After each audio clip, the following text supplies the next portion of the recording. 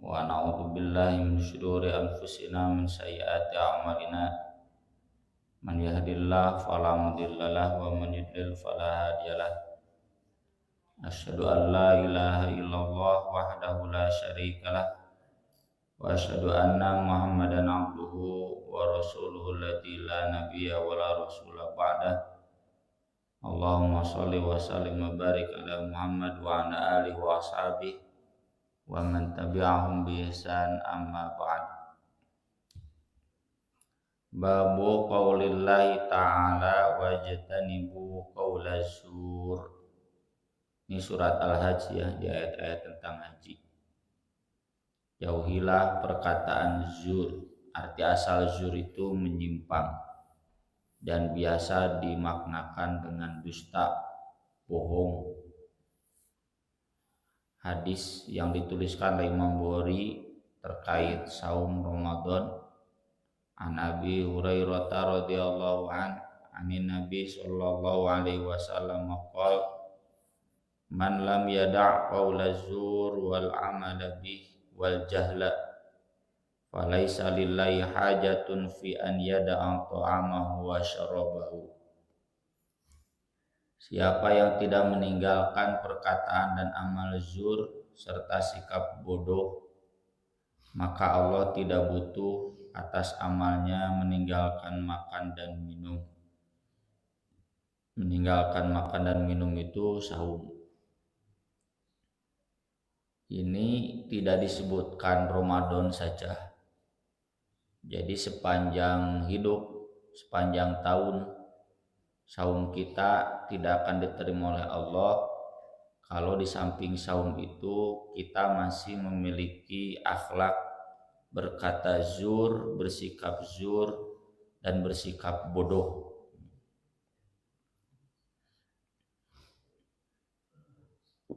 Perkataan zur umumnya dusta. Dusta ini ayatul munafik ya, salasun. Sok dipelintir jadi ayatul politisi, salasun. Ayatul pejabat busuknya pakai busuk, salasun. Idza haddatsa kadzaba wa idza wa'ada akhlafa wa idza tumina khana. Ini para pejabat, para pendidik, ya, para pimpinan yang masih tidak lepas dari berkata bohong. Beda apa yang dikatakan dengan kenyataan.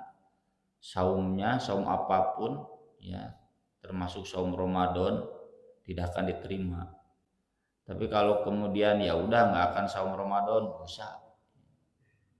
Jadi minimal itu dosa tuh, meskipun capek-capek, ya, udah capek-capek saum ternyata saumnya tidak diterima. Karena memang ajaran Islam itu menuntut bukan hanya perbaikan ibadah ritual, tapi harus sampai aspek spiritual. Dan aspek spiritual itu juga harus dimulai dari ritual. Ada yang mengajarkan yang penting tanggung jawab, yang penting saling menyayangi, baik tara sholat oge itu salah. Gak peduli agamanya apa, yang penting adil, yang penting tenggang rasa, itu salah. Karena Allah Subhanahu wa Ta'ala itu menurunkan syariat dalam wujud ritual yang kalau diabaikan yaitu ibaratnya nggak penting belajar, nggak penting dapat ijazah, yang nggak penting ikut ujian, yang penting jadi orang baik. Ya nggak bisa lah, ada standarnya. Buat apa ada pendidikan kalau tidak jelas standarnya? Pendidikan itu untuk menemukan standar itu agar jelas semuanya, pencapaiannya, kemajuannya. Allah juga menurunkan syariat itu kan jalan untuk dijadikan standar agar jelas pencapaiannya. Ritual itu, tapi tidak cukup hanya ritual. Ritual itu harus mewujudnya pada spiritual. Jadi Sederhananya, meninggalkan yang semula halal saja bisa. Mengapa meninggalkan yang jelas-jelas haram tidak bisa? Makan kan asalnya halal, ditinggalkan bisa. Minum halal, ditinggalkan bisa. Masa ini yang jelas-jelas haram sepanjang tahun, sepanjang hidup tidak bisa. Di amal saum itu untuk melatih itu. Amal zur dijelaskan berarti beramal terkait dusta tersebut, mengelak, menyebarkan dusta, meyakinkan orang lain akan dustanya. Ya buzzer ya namanya. Barudak mahasiswanya Indonesia gelap, nyeun Indonesia terang. Dikutip pidato si Luhut, si Opung. Nggak ada yang sempurna. Kamu ke surga aja kalau mau sempurna. Itu jangan bilang-bilang Indonesia gelap, Indonesia darurat. Hinain negara kamu. Udah manehna mah tinggalan di Mega Kuningan. Moal ningali nu miskin di Mega Kuningan. Moal ningali nu malarat, moal ningali nu sangsara. Jadi nggak tahu Indonesia sedang tidak baik-baik saja. Manehna mah ada tuh perusahaan lagi. Ayeuna Danantara rek dikuasai ku manehna di sarua. Keur manehna mah nya baik-baik saja, tapi atuh da panonna tong poe. Tuh, tapi alhamdulillah nya tagar Indonesia gelap masih lebih banyak dibanding Indonesia terang. Ketinggalan gitu. Kabur aja dulu, wah rame. Atuh netizen teh pinter. Mawa foto Prabowo kabur ka Yordania baheula.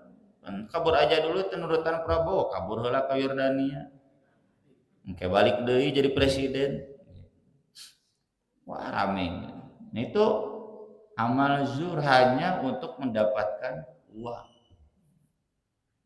Ini banyak politisi hanya untuk mendapatkan jabatan, ya. Akhirnya nggak bisa bersuara. Hanya untuk mendapatkan konsesi tambang, hanya untuk mendapatkan jabatan dia paling oge staf khusus, tenaga ahli, staf ahli, atau wakil menteri, atau menteri, ya, dirjen. Hanya untuk itu semua, kemudian beramalnya dusta, lebar atau puasa, ya, mau kata rima. Kemudian amal bodoh itu istilah lainnya safah atau sufaha. Akhlak sufaha di surat Al-Baqarah disebutkan orang-orang yang merendahkan orang beriman. Mahasiswa yang bergerak bersuara dijelek-jelekin, nah itu jelema bodoh gitu. Menghamburkan harta atau mubadzir, hari meuli sapeda 50 juta nyumbang ke Baitul Mulisin celeketek 5 juta. Itu banding. Mubazir itu kan diawurkeun untuk para rubuh yang enggak jelas. Itu mubazir. Aya. Atau berkata bodoh kepada Allah di surat Al-A'raf. Arti berkata bodoh kepada Allah itu syirik teh, fasik teh, menisbatkan hal-hal yang jelek kepada Allah, menilai bahwa Allah tidak maha pengampun, tidak memberi rizki. Nah itu yang begitu-begitu mau diterima saumna saumur hirupna. Kemudian bab berikutnya yang dijadikan judul utama di makalah ini, bab maqilah fidil wajhain, tentang riwayat orang bermuka dua. Hadisnya dari Abu Hurairah radhiyallahu an qala Nabi sallallahu alaihi wasallam tajidu min syarrin nas yaumal qiyamati indallah dzal wajhi. Kamu akan menemukan manusia yang paling jahat pada hari kiamat di sisi Allah yang memiliki dua wajah. Alladzi ya'ti haula'i biwajhin wa haula'i biwajhin, yang datang kepada mereka yang ini dengan wajah yang ini, dan datang kepada mereka yang itu dengan wajah yang berbeda lagi.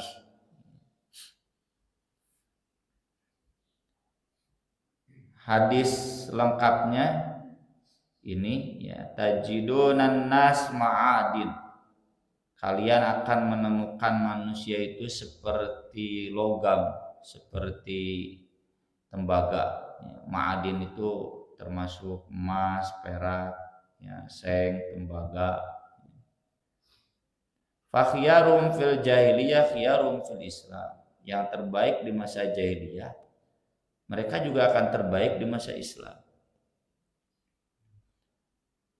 Kenapa orang Quraisy jadi pemimpin di masa Islam dan di jahiliyah oge udah keturunan baik?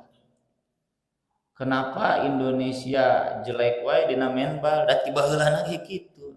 Eta mah geus takdir ti Allah. Kenapa bangsa Eropa maju, ya bangsa Arab maju, ya da ti baheulana ge kitu. Bangsa Yunani, bangsa Romawi maju. Indonesia nyepunten we kajeun dek lolos ya ka Piala Dunia India Belanda. Orang Belanda di Indonesia ke. Ini dalam konteks pendidikan Bapak Ibu ya, kita nggak bisa mengubah seng jadi emas. Emas juga ditutup-tutup, dikubur, dipicin anggap emas. Jadi artinya modal itu dari Allah. Jadi kita berharap agar pendidikan itu bisa mengubah putra bapak ibu menjadi bagus, jadi hebat, nyanger wae modal nasi mah jadi emas. Pendidikan itu sejak zaman Yunani, pedagogik itu hanya menuntun. Pedagogik artinya menuntun, nuntun budak ke sekolah. Menuntun, hanya memberikan jalan, membimbing. Dan definisi itu yang sekarang dipakai di Undang-Undang Sisdiknas, Sistem Pendidikan Nasional. Nggak bisa mencetak, nggak bisa. Anggur citakan mati Allah. Tapi bisa menuntut. Cuma memang ya, yang modalnya jelek, pas-pasan, kalau dibandingkan antara dia kuliah jeung teu kuliahnya harus kuliah.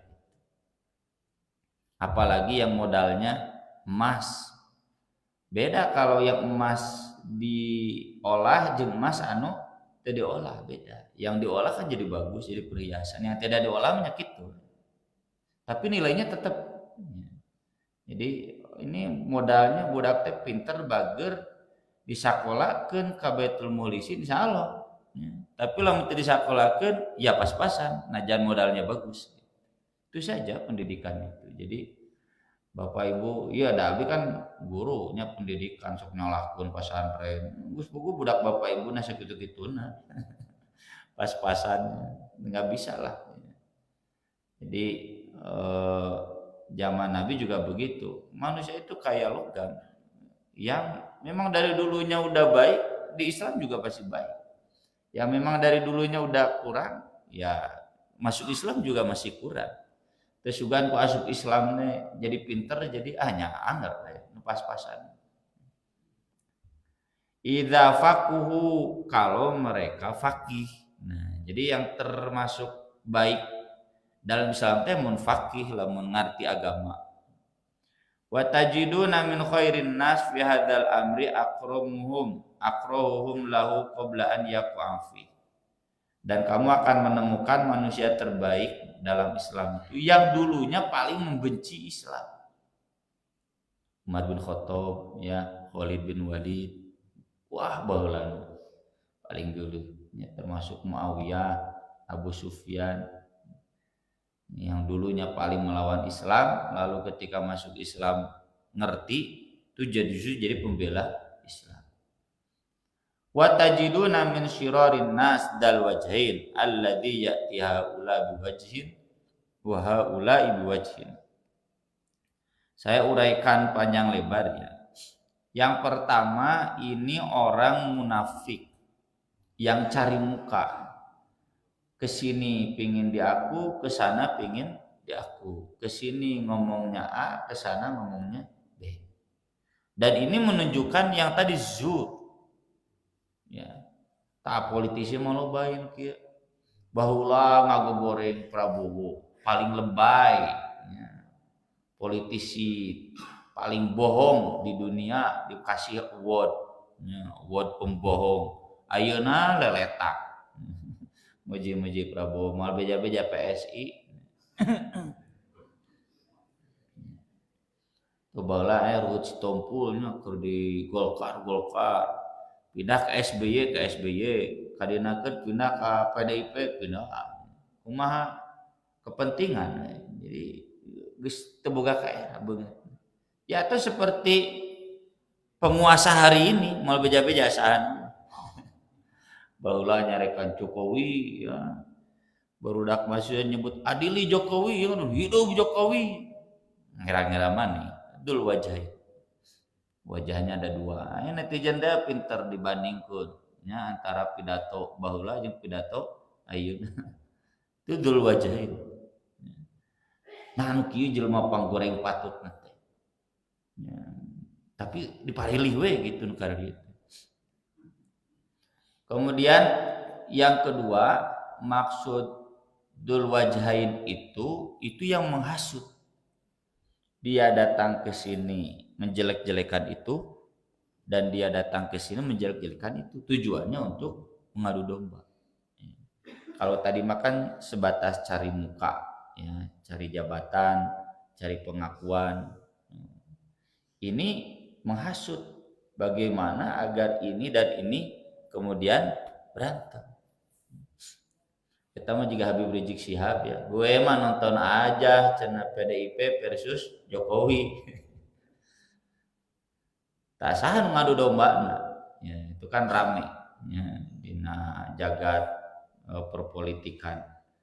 Cek si Adiana Pitulu jeung Rocky Gerung mah ya yang berarti yang dia punya muka di Jokowi, punya muka di Prabowo, saha Joman cenah. Jokomania, Prabowo mania dan sebagainya. Wallahu alam. Cuma maksud saya menggambarkan dengan kondisi perpolitikan ini kita jangan masuk ke sana. Seorang mah puguh agama ya. Masuk ke politik boleh tapi politiknya politik yang betul-betul menjunjung tinggi nilai-nilai, jangan sampai kemudian kita jadi cari muka. Kadieu kieu kaditu kitu. Itu orang yang paling jahat min syirrorin nas. Kata Nabi di hadis yang lain, man kana lahu wajhani fid dunya kana lahu yaumal qiyamah lisanani minna. Orang yang memiliki dua wajah di dunia nanti pada hari kiamat punya dua lidah yang lidahnya itu neraka. Ya, api neraka. Kurung taletah ada ngomong naban. Aramis wae. Dari Muhammad bin Zaid bin Abdullah bin Umar, qala unasun li bin Umar. Ada orang-orang konsultasi ke Ibnu Umar. Ibnu Umar ini sering kita jelaskan ya, beliau ulama senior sampai zamannya Abdul Malik bin Marwan, sampai pasca Ali bin Abi Thalib, pasca Muawiyah. Inna nadkhulu ala sultanina. Kami kalau masuk ke sultan kami menemui pemerintah, pejabat, fanaqulu lahum khilafa ma natakallam. Kami berkata kepada mereka sesuatu yang berbeda dengan yang kami bicarakan idza kharajna, ketika kami keluar dari sisi mereka. Di luar mah sumpah serapah ya, menjelek-jelekan. Tapi ketika menghadap penguasa manut. Itu yang diprotes oleh Suhokgi. Dulu Akbar Tanjung dan kawan-kawan jangan merapat ke Pak Harto. Ya, jadina cadel. Memeh natari ya mengkritik Soekarno, mengkritik pemerintah. Ai manehna geus asup jadi karali itu sarua. Mahasiswa yang dulu kritis bertemu penguasa kemudian jadi beda ngomongnya. Ini yang dikritik oleh banyak umat. Nah, ormas Islam jadi cara radel. Duh ka atuh tanya we ka ditu kana cadel. Karena sering bertemu dengan penguasa. Tapi tahun ceramah-ceramahna keadilan ya.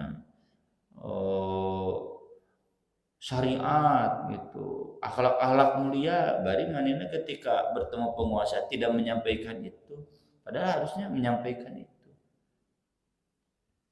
Bagaimana kata Ibnu Umar, kunna na'udduha nifaqan, nya cara kitu teh munafik. Karena mengatakan sesuatu yang beda dengan sebenarnya. Jadi bohong teh. Itu punya dua wajah juga. Wajah ketika menghadap penguasa begini, di belakang beda lagi. Karena ingin sesuatu dari penguasa. Itu termasuk dul wajhi. Tapi ada pengecualian. Pengecualiannya pertama, kalau tujuannya islah dan itu tidak bohong. Makanya kata Nabi laisal kadzab, tidak termasuk zur, tidak termasuk pembohong. Kalau orang tujuannya islah, yuslihu bainan nas fayan khairan aw yaqulu khairan. Contoh, kita mau mengislahkan pasangan suami istri yang sudah pisah rumah. Kumaha gitu. Maka kita datang ke si suaminya. Sebetulnya istri kamu itu masih sayang sama kamu, ingin menyelamatkan keluarga kamu, ingin tetap bersama dengan anak-anak. Bari urang teh can manggihan si istri. Itu bukan berbohong. Kenapa? Karena memang pasti begitu di hati kecil. Lalu kita temui istrinya ngomong yang sama. Ya, muji-muji kebaikan suami yang baik dah pasti aya nu alusna mau goreng kabeh. Nah, yang begitu bukan pendusta. Karena membaikkan ke si istrinya memuji-muji suami, ke suaminya memuji-muji istri. Beda dengan yang tadi, kadi ngago goreng itu ke sana menjelek-jelekan ini. Nah, itu dua wajah. Kalau yang Islam mah ke sini membaik-baikan itu, memuji-muji itu kebaikannya. Ke sana juga memuji-muji kebaikan itu, meskipun sebetulnya kita nggak pernah berkomunikasi dengan dua orang itu, dua kelompok itu. Nah, yang begitu mah dianjurkan.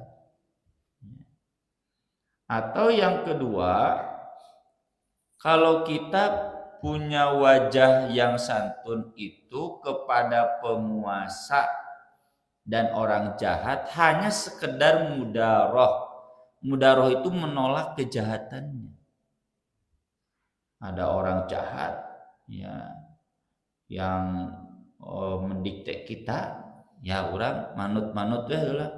Bukan karena kita setuju, tapi agar kita selamat dari kejahatan.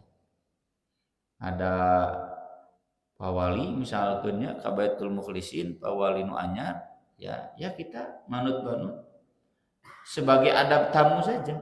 Adab kepada tamu, nyuguhan, berkata baik, memang begitu harusnya. Ya, tapi tidak kemudian kita menjilat, memuji-muji biasa. Ya. Dan tidak kemudian mengurangi amar ma'ruf nahi munkar kita, itu boleh. Itu pernah kita bahas hadisnya ketika Nabi didatangi oleh tokoh kafir, ya.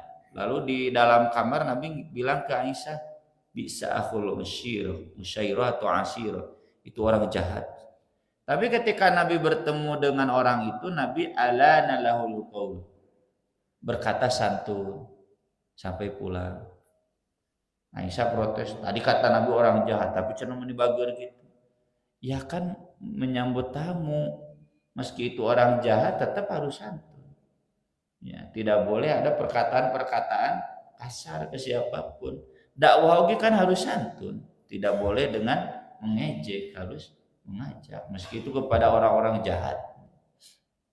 Nah, ini tidak termasuk bermuka dua, ini mah kategorinya mudaroh. Mudaroh itu berinteraksi dengan baik, tidak berkata kasar, tidak bersikap kasar. Kalau yang tadi kita kritik yang menghadap penguasa memuja-muja, menjilat, ya, berarti sebenarnya di belakang tidak begitu. Nah, ini batasan-batasan seputar yang memiliki dua wajah dan dikritik keras oleh Nabi dalam hadis-hadis di atas. Kemudian berikutnya, man akhbaro sahibahu bima yuqalu fi, memberitahukan kepada seseorang apa yang dikatakan tentang dirinya. Ini namimah ini. Ya. Namimah. Namimah itu melanjutkan gibah. Ya, misalkan saya menggibah Pak Haji Rudi ke Pak Haji Deden. Pak Haji Deden kieu nya Pak Haji Rudi teh. Ku Pak Haji Deden teh ditepikeun ka Pak Haji Rudi. Pak Haji cek usahana Rudi kieu Pak Haji geus lah tong dijadwal deui, komo diajak umroh mah ulah. Nah, Pak Haji Deden itu sudah namimah. Ya. Boleh tidak Pak Haji Deden menyampaikan omongan jelek saya tentang Pak Haji Rudi kepada Pak Haji Rudi? Nah, hadis ini mengajarkan boleh kalau tujuannya islah. Yang nggak boleh itu yang kemarin dibahas anu sisa kubur teh. Ya, dia memang dibejakeun ka Pak Haji Rudi teh agar saya kemudian dipecat misalnya. Jadi renggang. Jadi rusak hubungan. Nah, itu namimah yang disiksa kubur. Nah, kalau hadis ini pengecualian. Hadisnya dari Ibnu Mas'ud radhiyallahu anhu qasama Rasulullah sallallahu alaihi wasallam qismatan. Rasulullah sallallahu alaihi wasallam membagikan satu pembagian. Dalam riwayat lain disebutkan Ghanimah Hunain termasuk Thaif gitu ya. Fatu Makkah ada sepaket. Udah beres semua mulai dari Mekah, Hunain, Thaif. Maka ghanimah itu dibagikan. Nah, ngabagikeun teh Nabi teh ke tokoh-tokoh Quraisy, tidak ke orang Ansor. Padahal yang menemani Nabi dari Madinah ke Makkah itu orang-orang Madinah. Tapi ketika menang, si ghanimah itu dikembalikan ke tokoh-tokoh Quraisy, bahkan Abu Sufyan ya dan tokoh-tokoh lainnya 100 onta. Mun onta 40 juta berarti 4 miliar. Maka ada yang nyeletuk dari orang Ansor itu dan ternyata ini mu'alaf. Faqala rajulun minal Ansor, wallahi ma arada Muhammadun bihadza wajallah. Teu nyebut-nyebut acan Nabi, pantes sopan. Puntennya imah contoh Pak Haji Deden nya contoh imah saking keulna teu balik cenah si Deden teh tah jiga kitu. Teu sopan bisa. Saking kesel kenapa? Dalam riwayat lain orang ini berkata, enak ya cenah orang Mekah, mereka sudah berlumuran darah saudara-saudara kami, sekarang mereka juga mendapatkan harta yang banyak. Urang teu meunang nanaon. Ya secara logika memang kaharti sahabat ngomong gitu gara-gara teu kabagean. Itu ngomongnya di belakang, terdengar oleh Ibnu Mas'ud. Fa'ataitu Rasulullah sallallahu alaihi wasallam. Lalu aku datang kepada Rasulullah sallallahu alaihi wasallam, fa akhbartu. Aku beritahukan kepada Nabi. Tah iya kan berarti comelnya Ibnu Mas'ud teh namimah. Mendengar ada yang menggibah Nabi, datang ke Nabi. Nabi, itu ada orang Ansor ngomong gini. Fatama'ar wajhu. So Pak Haji Deden dikitukeunnya dibejakeun wae kitu. Wah, pasti ngak beureum. Saya eta wah aing cenah coret teu meunang ngaji di Baitul Mulisin, mau dibere bubur. Wa qala rahimallahu Musa. Tah, ini bedanya Nabi. Nabi itu meskipun marah tetap bisa nahan. Dalam riwayat lain Nabi itu lebih pemalu daripada perempuan yang paling pemalu. Apa maksudnya? Malu Nabi itu kalau memperlihatkan marah. Siga bapak-bapak, ibu-ibu lamun keur dionangan budak teu kasebeleun pan era dek nyarekan. Tah kuluna teh kitu, aya geus di imah disiksa. Sia maneh ngerahkeun wae. Ditahan-tahan cenah tadi mah daerah tuh, aya di imah teh era. Ini Nabi itu malu kalau memperlihatkan marahnya. Maka enggak pernah memperlihatkan marah meskipun wajahnya sudah merah karena Nabi kan putih. Inu kulitna bodas mah mun ambek teh katingali pisan beureuh. Ai urang mah da anger we. Dek ambek teh ambek oge. Lalu kata Nabi rahimallahu Musa. Semoga Allah merahmati Musa laqad udiya bi aktsaru min hada fasabaru. Nabi Musa sudah lebih sering dinyenyeri siga kieu tapi dia mampu sabar. Jadi Nabi pun memilih sabar sakieu mah can sakumaha. dibanding Nabi Musa. Nabi Musa aja sabar sampai wafat. Ya. Sampai beliau instruksi terakhirnya kan masuk ke Palestina, jihad melawan kaum Jabbarin penguasa Palestina. Ya. Tapi Bani Israel nggak mau. Tapi kan disesatkan 40 tahun kan. Dan Nabi Musa, Nabi Harun wafat saat itu, Nabi Musa juga wafat saat itu. Tapi Nabi Musa berdoa, ya Allah masukkan saya ke Baitul Maqdis. Dan jangan ada satupun Bani Israel yang tahu di mana saya meninggal dunia. Itu ada hadisnya Sahih Bukhari Muslim. Dan Nabi Musa masuk ke Palestina, meninggal. Kata Nabi Muhammad, kalau saya mau saya bisa tunjukkan di mana kuburan. Jadi nama palsu. Dan mulai apa kecuali Nabi Muhammad SAW nama tamang merenya simbol we tong eueuh teuing. Buah jasad saha jika Nabi Musa kuburkeun. Kan Bani Israel lagi tersesat selama 40 tahun ketika Nabi Musa wafat. Sabar. Henteu sugan Nabi ya Allah ratakeun we kabeh lah cenah beakeun Bani Israil teh terus sabar. Nah, di sini Ibnu Mas'ud comel itu bukan untuk memperkeruh suasana, tapi maksud Ibnu Mas'ud ingin agar yang begitu diislahkan. Dan kemudian Nabi SAW memanggil, ya. Nah ini, fa inni u'ti rijalan hadithi ahdin bi kufrin ata'allafu. Kenapa saya memberikan ghanimah kepada mereka orang-orang Mekah? Karena mereka baru saja lepas dari kekufuran. Dalam riwayat di bawah wa musibah, mereka baru saja kalah.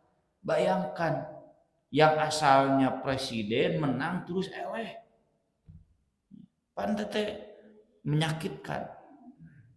Ata'allufum, saya mau memualafkan mereka, melembutkan hati mereka, ngarah tong sedih teuing.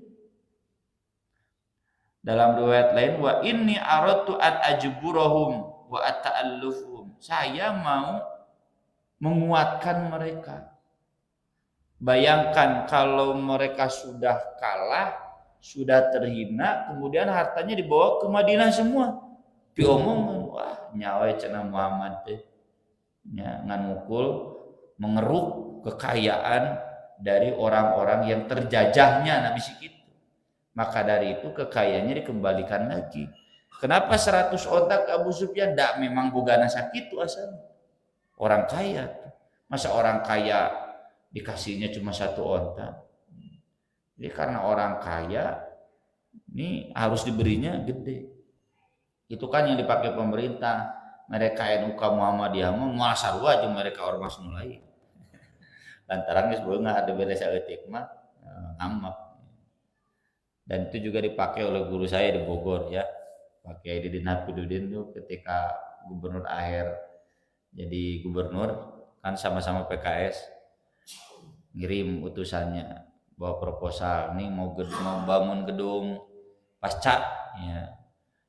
Karena belum punya gedung. Zaman saya kuliah S3 cerita ajudannya lalu datang bawa 300 juta kata Pak Kiai Didin, bawa lagi ke ajudan Aher yang datang, bilang sama Aher gak butuh 300 juta. Minggu depannya datang lagi buat 3 miliar. Nya tuh biraku mere orang besar mere yang kecil, apalagi ini yang mensukseskan. Itu juga yang dilakukan oleh Nabi, masa memberi ke Abu Sufyan dan tokoh-tokoh lainnya, memberi yang kecil dan mual karasa, makanya memberinya dalam jumlah yang besar. Dan kepada orang Ansor Nabi kemudian menghibur hati mereka, kalian pilih mana? Mau kalian pulang ke Madinah bawa harta yang banyak tanpa aku, saya tinggal di Mekah. Pan geus meunang Mekah nage geus bebas. Atau kalian pulang ke Madinah bersama aku dan hartanya disimpan di Mekah. Pan jadi sararna orang Ansor teh gitu. Jadi kaiburnya pasti mending milih Nabi dibanding banyak harta, nabinya ditinggal di Makkah, sok cenah pilih mana. Jadi dengan Nabi ikut pulang ke Madinah pun itu sudah jadi keuntungan buat orang Madinah dan udah selesai. Jadi tujuan Ibnu Mas'ud melaporkan ke Nabi memang untuk islah dan kemudian Nabi pun mengislahkan. Sekian yang bisa kita bahas pada kesempatan pagi hari ini, mudah-mudahan bermanfaat. Sebelum saya tutup, barangkali ada yang mau ditanyakan. Saya atur nuhun karena peratosana. Aku qouli hada wa astaghfirullah li wa lakum wassalatu wassalamu ala Rasulillah.